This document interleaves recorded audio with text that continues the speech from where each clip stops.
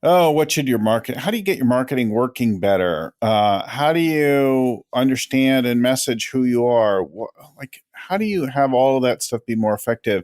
It's probably, if you're having issues and concerns in that area, a brand issue. Needing to figure out what your brand is, what is branding, what difference does it make? That's the subject of our show today, all about the power of brand and the surprising and unique connection to you and the other leaders on your team. Who are leaders and who is the company in the world is the subject of our conversation about branding. Keep listening.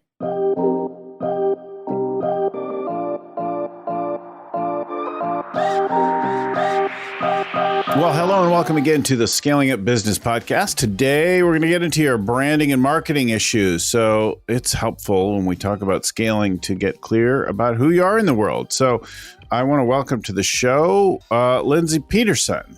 Lindsay, welcome to the show. Thanks for having me, Bill. So Lindsay is up in the Seattle area. She's a friend of some others other guests like Denise Leon that we've had on before. That's right. Yep. To talk about branding and stuff. She had some things to add to it. Lindsay is a brand strategist. She's worked with companies, from new to old, like T-Mobile and Coinstar and Starbucks and Zulily. And she was a key person at Clorox, working with multi-billion-dollar segments of the business and managing a range of their brands there. And I'll let her tell more about the story. But anyway, she works with this, and she wrote a book, Forging an Ironclad Brand, that I thought was relevant and of interest to our folks in scaling up. So I'm glad to have you on the show. It's so good to be here with you, Bill. Thanks for having me. Good. So let's talk about why don't we kind of give some background first? How did you end up writing this book? What is it that you did? What deep flaw in your childhood led you to the need to write a book? Okay, let's see how far back. So I spent, as you mentioned, the formative years of my career at Clorox, where in consumer packaged goods, the idea of brand is crucial to the way that you run a business, because most of our products in consumer packaged goods are parity. And therefore, if you want to be differentiated, you need brand. It's really the only way to be differentiated and to avoid commoditization. So we get really good at brand in a world like that. It's kind of the crucible for brand.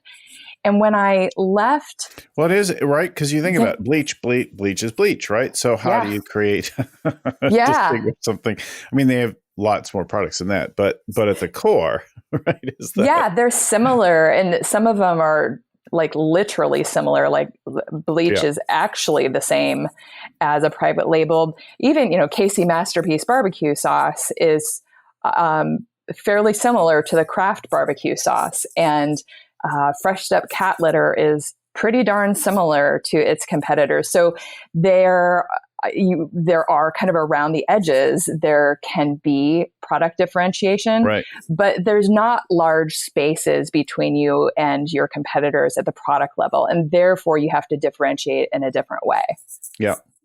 Yeah. Awesome. So I think the other element is that as a brand manager in consumer packaged goods, you have P&L responsibility. So you're the CEO of the business, and as the CEO of the business, you learn to rely on your brand strategy as the decision-making tool across the business, of the way to allocate resources, the way to punch above your weight. So it's very respected, and it's just understood that it's critical. So there's also this cultural embracing of brand as a leadership tool. When I left consumer packaged goods and started working as a consultant with leaders to build their strategy, what I found is that this ethos of brand that I held from consumer packaged goods was really rare outside of that world, and particularly in a tech town like Seattle, where it's so product centric that brand is kind of thought of as a logo and sometimes as TV advertising or maybe it's the name of your company, or it's your social media presence, or it's your personality, all manifestations of brand, but not brand itself. And I found myself having this conversation repeatedly. No, actually, brand is your North Star. It's not a logo. And it came to be so useful as a decision-making tool for the leaders I worked with that I decided to write a book to take that conversation that I was having one-on-one and put it on paper so that I could share this idea, demystify brand, and show how it is the ultimate leadership tool, and that there's a method for building it. You don't have to outsource it. You don't have to be a creative type to build it. There is a tried and true way to do so. So I think before we go into that and talk about some of these client examples, you've got some great stories to share with us. It's useful to point to what you said. I know that for some of the people that we work with and talk to and listen to the show and come to our conferences and workshops, their brand is the name and the logo mark, right? And then very few of them have packaging also, but they might think of it that like the brand then might be the colors applied to the website. It's the visual identity and the name of the business for many people. And as you point out, that's a part of it, but that's not all of it. And then we all kind of know that certain brands are more compelling and they represent different things to us, which I think points to something bigger. But it's not just about creating a zippy new logo and that's who you're going to be in the world, right? That's right. I think, the brand visual identity, so the logo and your colors and maybe your typeface and perhaps even your name, those are really important because they're often the first thing that people see when they're engaging with your business. But it's kind of like your brand is the relationship between your business and its audience. It's the meaning that you own inside the mind of your audience. And much like a person-to-person relationship, it's multidimensional. So to equate brand with logo or with visual identity would be to kind of equate me with what I'm wearing today. It's not that it's not relevant. People will notice what I'm wearing or the way that I'm doing my hair or whether I'm wearing my glasses. Those are visible and therefore they can be ways of creating a bond, but it's also a little bit superficial, and the power comes from alignment between what it looks like you are and what you actually are. What people experience of you being congruent with what you say that you're going to bring to them. So the promise that you make, and then the delivery of that promise being true. That's what creates relationship capital in the same way that a human-to-human relationship is deepened when they are true to one another. So, hang on before you carry that off, because I think it's useful for people to get. I think what you said is really powerful there.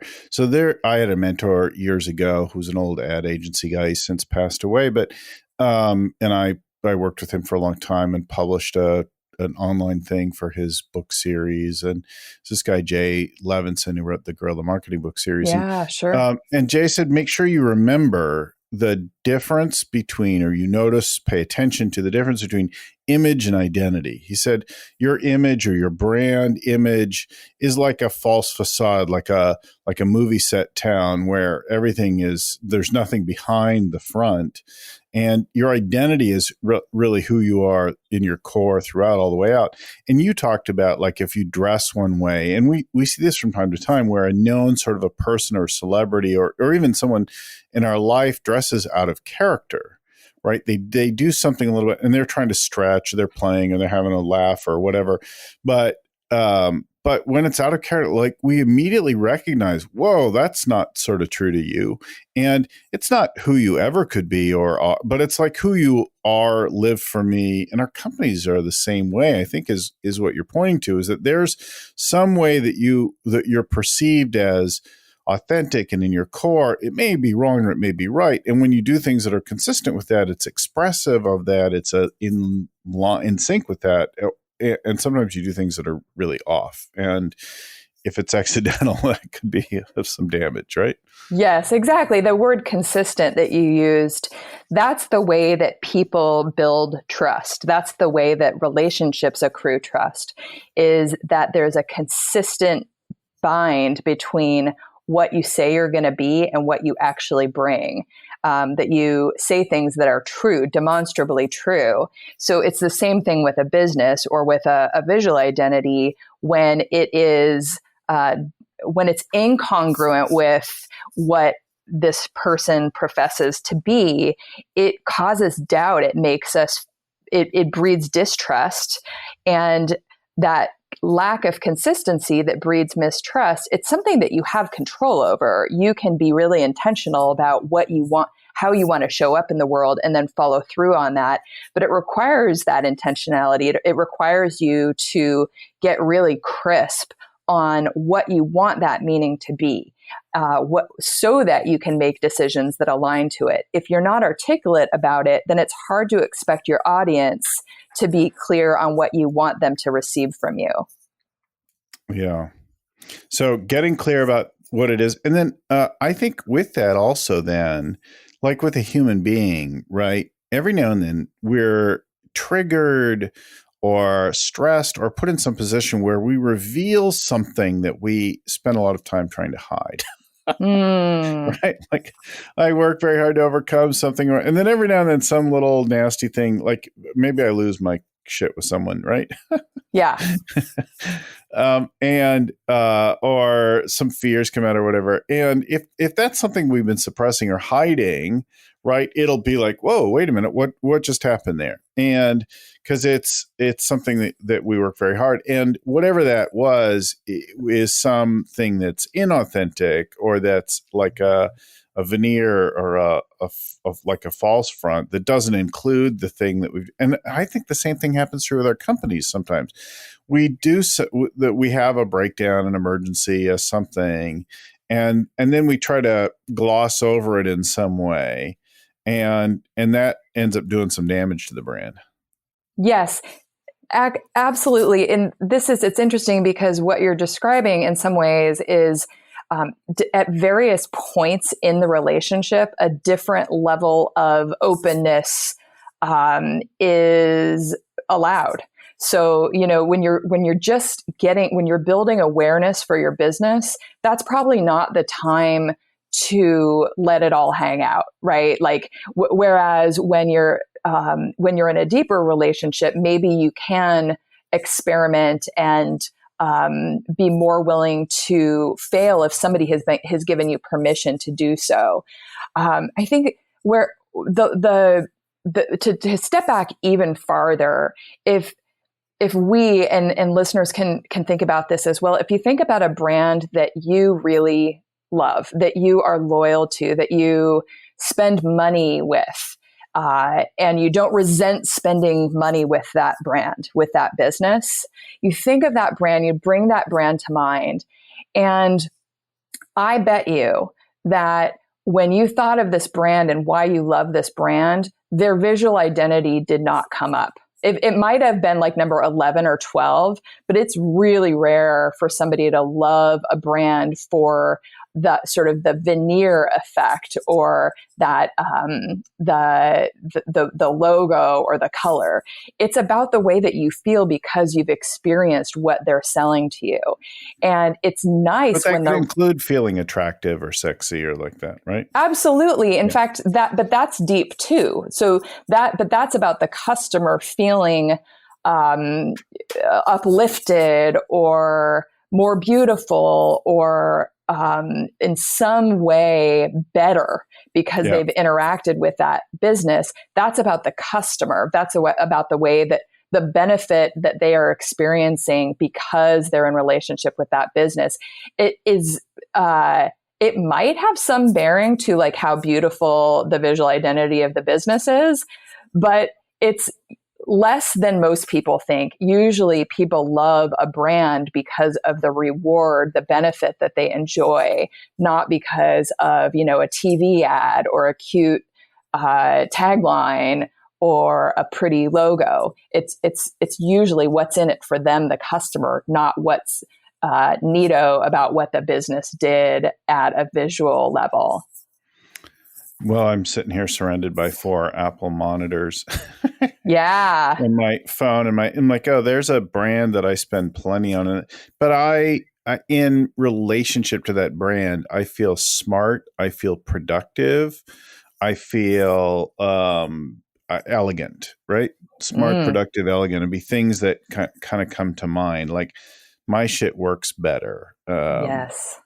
I'm in a swearing mood today, it seems, but like that's where I feel like it, and it has polish and refinement. It's not kludgy and ugly and like that, right? Absolutely. So I think of Yeah. that in that relationship. But I do notice the logos. If I think about it, I can remember when they had different logos. Sure. But I don't think a lot about. I don't care. It's the overall experience and that I notice and think about there. Yeah, it's what's in it for you. Right. Well, let's talk about some of your clients, that kind of thing. You mentioned, as we were getting ready, first retirement community that I thought was interesting. Yeah. So I was working with a retirement community that was exploring, what are we? What is the brand meaning that we want to claim in our market? And they previously had been thinking of themselves as, we're a retirement community. We serve, we take people in the last years of their lives, and we provide them with, a dignified way to live. And what we defined when we were kind of exploring what are the strengths of this company and how do they overlap with what their audience needs, what they really are good at bringing, and what's a huge unmet need among their audience, is vitality in the final years. It actually had very little to do with being a retirement community. It had little to do with the physical plant of the housing component of it. That's a product, and that's one way of providing a platform for that vitality and dignity in the final years. But it really wasn't just about where they live. It's about experiences that can happen outside of the physical plant. And so when they got this crisp clarity that they're about vitality in the final years, they could develop new products that had nothing to do with being a retirement community. They could develop experiences that happen even for people elderly people who continue to live at home. They could be an advocacy group. It was well beyond the physical plant. And so that was a source of scale. It's funny. So that's retirement community there. There could be resident retirement community, and then there could be non-resident, right? Like a boarding school where some people live there and some are commuters. Yeah, but they're all part of that community. Exactly. Yeah. Exactly. And if you're thinking of it at the level of the housing, then you're thinking of it at the level of the product instead of at the level of what's the reward that people enjoy because of what we bring to the world. And for many of them, what they're saying is, I just want to have dignity in my last years of life. I just want to still be alive until I die. There's nothing in there about housing. There's lots of ways to enable that emotional experience that don't require that. So It opens it up to many, many other product categories for them to grow. Yeah. Well, I think about my mom lives at home, and she has quite a few services that come into the home that help her deal with things that are harder for her to deal. And those services are designed and provided by folks who want to stay in their own home and that kind of thing. But when I think about the thing that she is hungriest for these days, it's company. It's connection. Yes, it's a huge deal. So she connects with the caregivers as they arrive. She's still somewhat mobile. She has a little trouble, but she can walk unaided most of the time, and but not always. So she's not confident. She's nervous. And what is she really? She so looks forward to, whether it be the meal delivery or the or the cook or the cleaning and all the different things that come. I don't know what I don't know what they all are. I realize as I'm talking, but I know that these folks show up and they take care of her. And she, I think, looks forward as much to talking to them as anything else, because the rest of the time she's got like 24-hour news on the TV going, and she's, and then sending messages to her kids about like, well, have you seen this? And that kind of thing in the world. And I think that's just really all connection, right? It's absolutely. Actually, you, without getting too deep into the brand strategy itself, the way that people experience vitality in the last years of their life is by having deep community and connection, community in the broad sense, not just where you physically are, but depth and richness of connections enables that vitality. And there are lots of ways to have connection. And maybe the best way, maybe the kind of best in class, is to actually live together. But there are gradations of ways of creating connection and vitality that are that don't require people to leave their homes. So there's a bigger idea here. And when you know as the leader that you're in service of this bigger idea, not in just, utilization of the rooms in your retirement community, right, you create more value for your customers. And when you create more value for your customers, you get people away from pricing conversations. You enable more of a rich margin without having to, you don't have to go to lowering prices because you have other ways where you're different. Yeah. And the value is broader than any one point. It's a really interesting thing. In my 50s, I think about it more now than I ever did, although I still am quite mobile, productive, and active. But you can kind of see it, as much as I hate to admit. Like, you start to think about, you read an article here or there, and you start to think about, well, what actually matters at that point? Is it housing? Is it care? And then what trumps all of that is something like that, like community, belonging, purpose, connection, that kind of thing. Exactly. So it's interesting. So they discover that, and then that alters little things that they do with the rest of the stuff, right?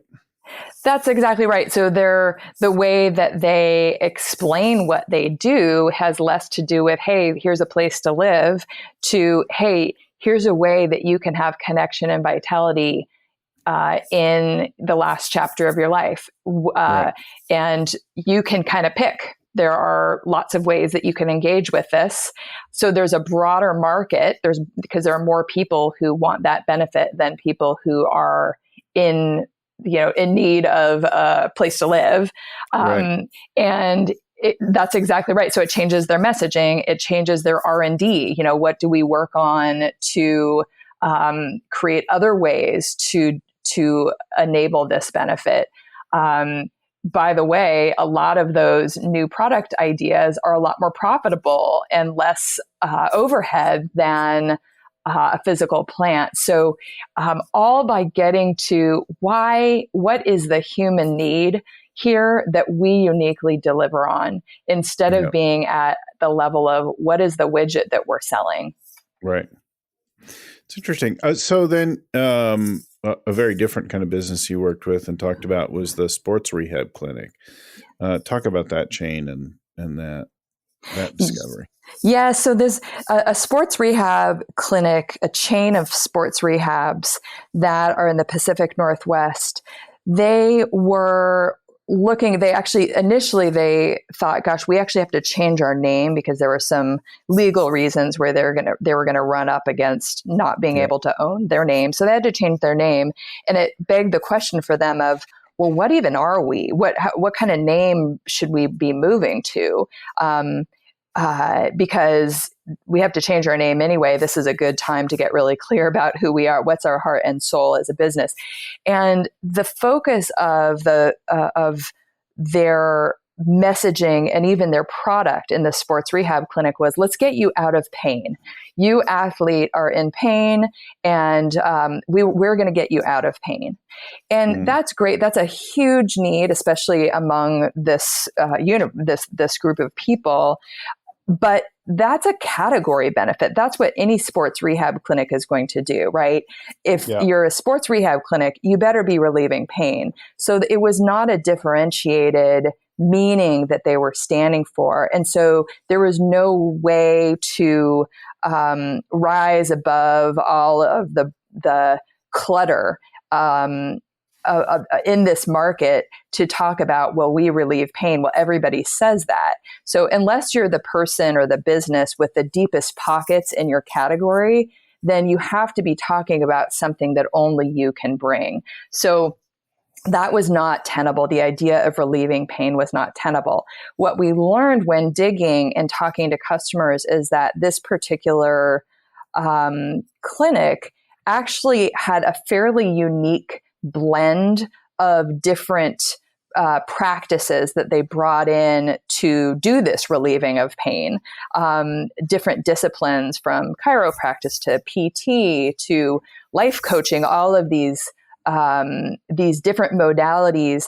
And because of the blend of them, they not only relieved pain more successfully, but they brought people to kind of a higher level of, why are they even an athlete to begin with? What are they trying to do that brings meaning into their lives? And what we heard from the customers is, I'm just trying to be my best. I just want to be my best self. If I'm a runner, then I can be, I can show my kids that I am still relevant. I can be healthy. It puts me in a better mood. All of these things that make life better. So the conversation shifts from relieving pain, which everybody in this category ought to be doing, to living the kind of life that you want to live in a way that only this business was able to deliver because of their unique blend of modality. So then they did create a new name, and the new name was really about this hybrid of modalities, and it this intersection of different ways to help people to live their most healthy life. And then they had this distinctive place in the market. They were more memorable because they weren't saying the same thing as everybody else. And they had a more emotional bond because they were talking at the level of emotional reward rather than functional, rational benefit. It's interesting there. So I used to do a lot of triathlon and marathon competitions. And my therapist, I'm still very loyal to her and her practice, but it was always painful, always uncomfortable. Right. But the point was, this like sucks, but I'm going to get you back out there. We're going to get you back running again. Or biking or swimming or whatever it was that I was having an injury dealing with. She's like, well, it's going to hurt today, but you'll be better tomorrow. And sure enough, that was the promise. It was get you back doing what you love kind of thing. Again and again, that I always thought of her as that. Well, and I would tell people,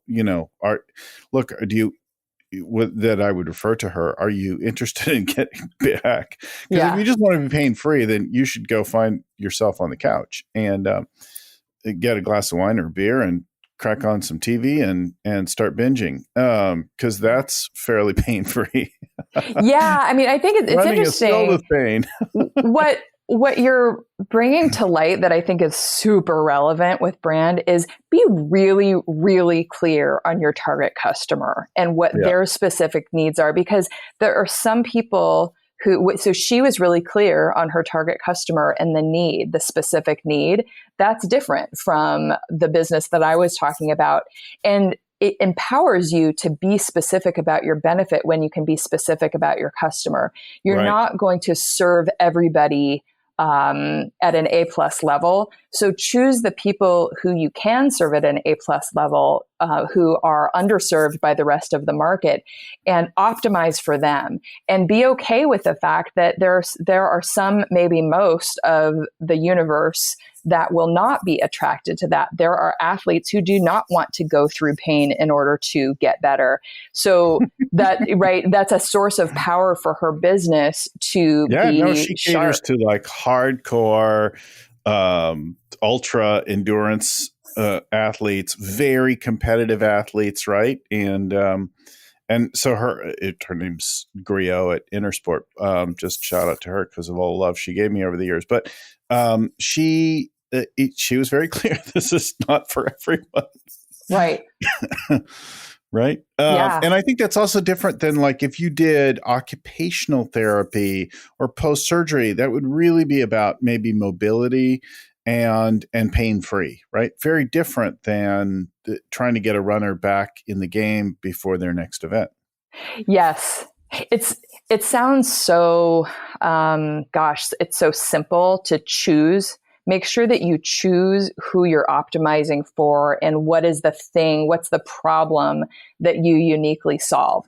Be crystal clear and focused on that one thing, because the more vague you are on that, the less understandable and noticeable and remarkable it will be to your audience. So don't make the mistake of thinking you can be all things to all people, because when you do that, it's just a recipe for being kind of mediocre. So we talk about this again and again with understanding your core customer and your brand promises and your differentiating activities and being willing to do things a little bit different. That makes such a difference in scaling. When I see a company that speaks to me, that seems to tell my story, hey, if you're like this, we're for you, then I'm like, okay, yes, I'm in. Because I see that they know me and they have thought about someone like me. Beautiful. Whatever the situation is, right? I think that's a beautiful way of putting it. It's a gift. It makes you feel seen and understood when somebody is specifically talking to you, and you don't get the sense that they're just kind of doing, hand wavy things to try to appeal to everyone. And therefore, it's going to draw more interest and more loyalty from you.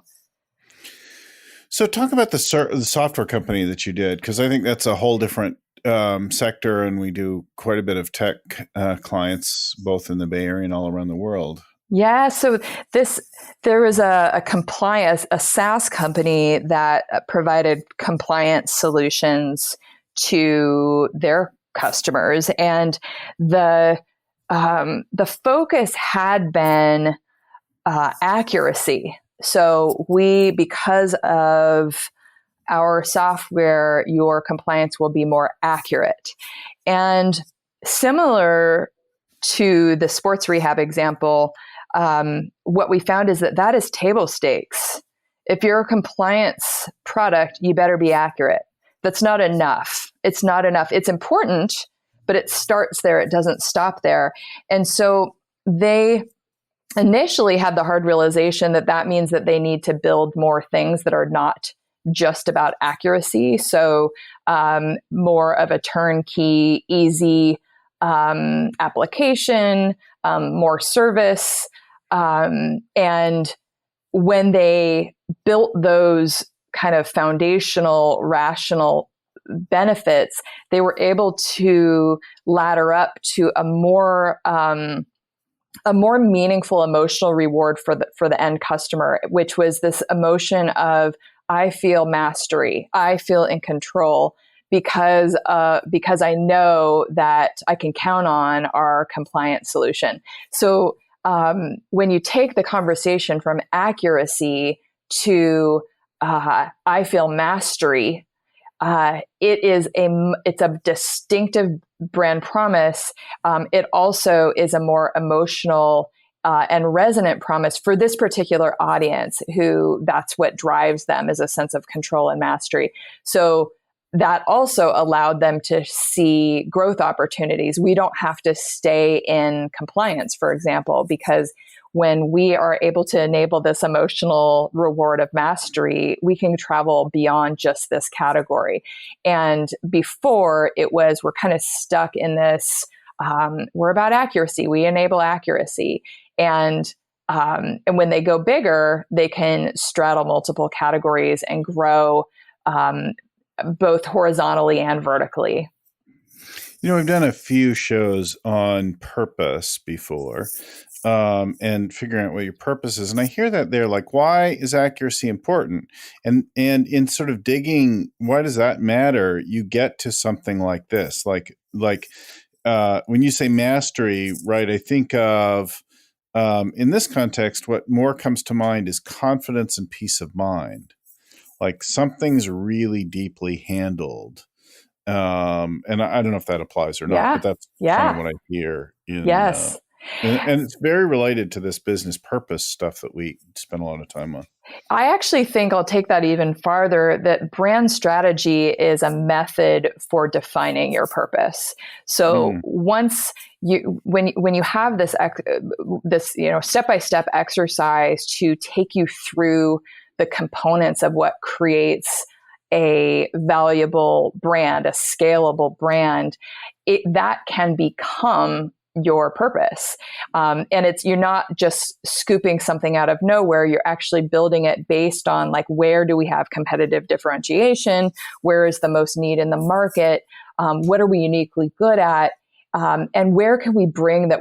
How can we most reward our customer? What's the thing that's going to move the needle for them disproportionately? And then that can become your purpose. So it might be for the software company, it might be the feeling of mastery for all of our customers. For Volvo, it's safety.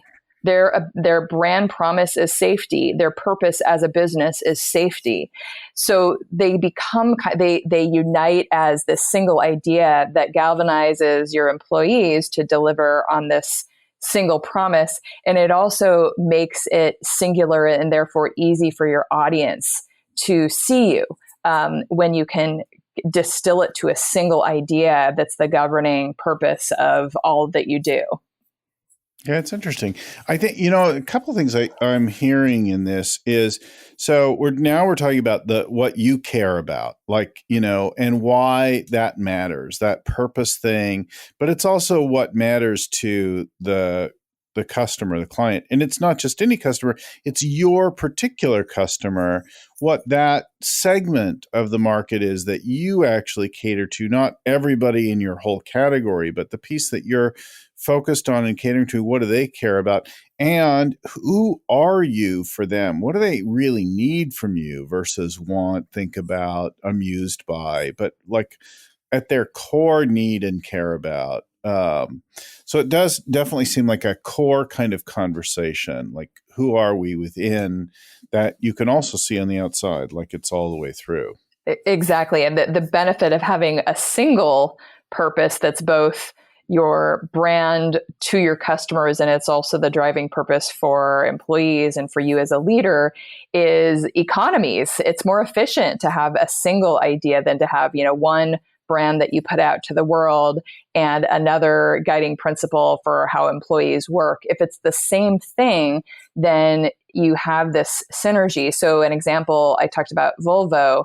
Safety is their brand promise. Safety is also a tool for recruiting and for building culture. It's a very nurturing, kind of risk-averse culture. So it's also the way that they operate, which would be different from the way that, say, BMW would recruit. They're going to recruit people who are kind of lovers of the driving experience and kind of maybe enjoy the adrenaline of driving and speed.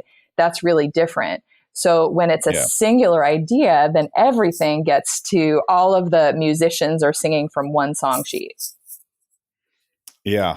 And like, to go to the episode we did with Denise Leon, having your people, your culture in sync with that brand makes a massive difference. And whenever there's a disconnect, as I've often seen with some of our clients, especially in the beginning, hopefully if not later on, that there's real problems there. If you have people whose values, whose worldview is inconsistent with that brand promise, with the values of the company, you end up with problems. If your regular internal traditions are inconsistent with that, you end up with problems, right? That's exactly right. It goes back to the beginning of our conversation, which is that people perceive inconsistency. We actually, as human beings, we are wired to discern inconsistency, and it makes us feel unsafe.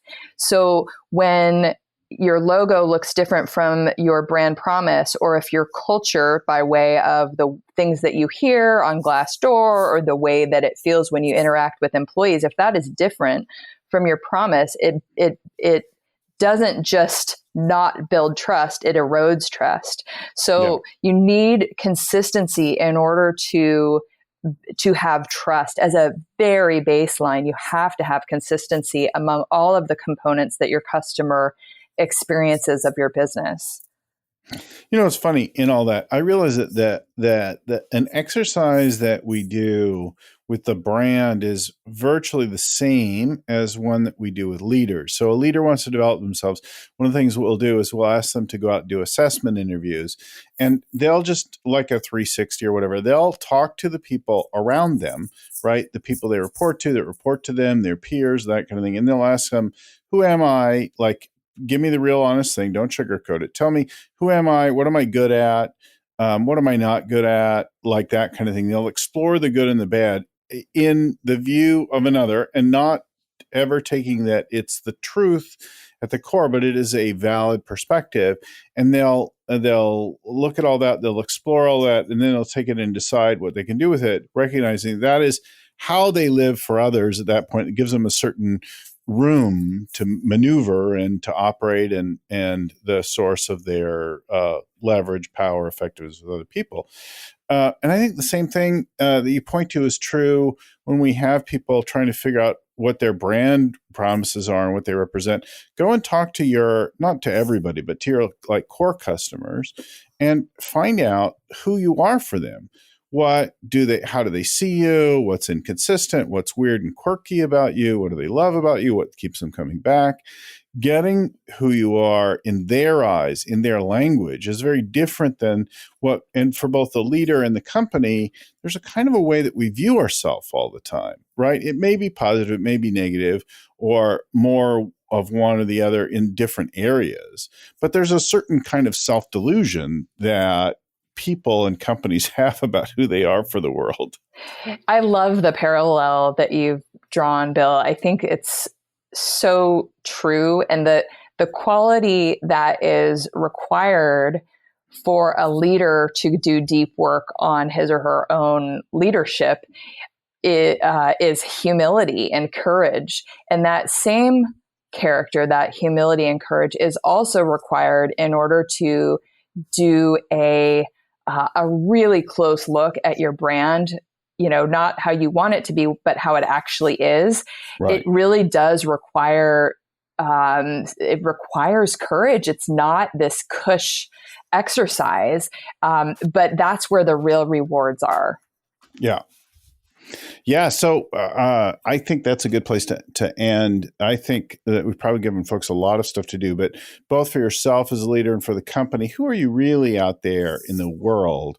Not the way that you hold yourself, and whether you spot every flaw on your face, your body, as you look at the company, or every flaw as you look at your company, and consider yourself, but how, or all the positive things, right? I tend to be more optimistic. I hold myself a certain way. I still think I look cool, right? Other people see some of the flaws and stuff. And it's a combination of those two things that really is who I am in the world for other people. And the same thing true with my company. There's both good and bad, but getting real about it. So being interested in what it is, being willing to see it from another's eyes is a pathway to something powerful here. And then you can make tweaks and adjustments based on that, right? But not without knowing what it is to begin with. Absolutely. Well, so if you want to hear more about Lindsay's work and company and like that kind of thing, if you'd like to talk with her about your brand, ironcladbrandstrategy.com is the URL. You'll find all that stuff there. And of course, those past episodes with Denise Leon and some of the others that we have in the world of brand and marketing and purpose, you'll find all those and more at scalingcoach.com. We've got over 190 episodes and everything to do with scaling, growing your company, developing your leadership along the way, downloads of the tools, all the show notes and links and things like that at scalingcoach.com. And we'll even give you a copy of the book, Scaling Up, for free. If you just pay the shipping and handling, we'll send it right out to you. So thanks again for listening. Thanks, Lindsay, for joining us this week. We'll talk to everybody again next week. Well, big thanks to Vern Harnish, creator of the Rockefeller Habits, Scaling Up, the original growth guy. This show is produced by Lucy Summers. The audio production is done at Podfly Productions. It's audio edited by Albert Burge. Our show notes are compiled by Ian Codina and proofread by Tim McGowan. If you love the show, tell somebody else, and then go online wherever you got it, iTunes, Stitcher, wherever, and give us a good review. Tell us what you love. That really helps us more than anything else. And then you can let us know the parts you loved or what you want more of, or if you've got a question about anything that we provide in the show, we're happy to take your questions and hear from you with an email to info@scalingcoach.com. Again, our email is info@scalingcoach.com. Thanks again for listening. Keep scaling up.